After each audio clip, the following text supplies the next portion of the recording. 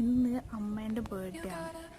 കഴിഞ്ഞതിൻ്റെ മുന്നത്തെ പ്രാവശ്യം നമ്മൾ ഏപ്രിൽ 4 സെലിബ്രേറ്റ് ചെയ്ത സമയത്ത് അമ്മ പറഞ്ഞ് ഇന്ന് അല്ല ശരിക്കും ബർത്ത്ഡേ, കാരണം ഇത് സ്കൂളിൽ ഇടാൻ വേണ്ടിയിട്ട് ഇട്ടതാണ്, ജൂണിൽ എപ്പോഴാണ്.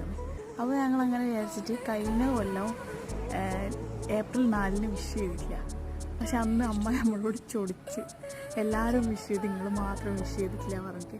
അപ്പോൾ ഇന്ന് നമ്മൾ കേക്ക് കൊടുത്തിട്ട് അമ്മയെ സർപ്രൈസ് ചെയ്യാൻ പോകും.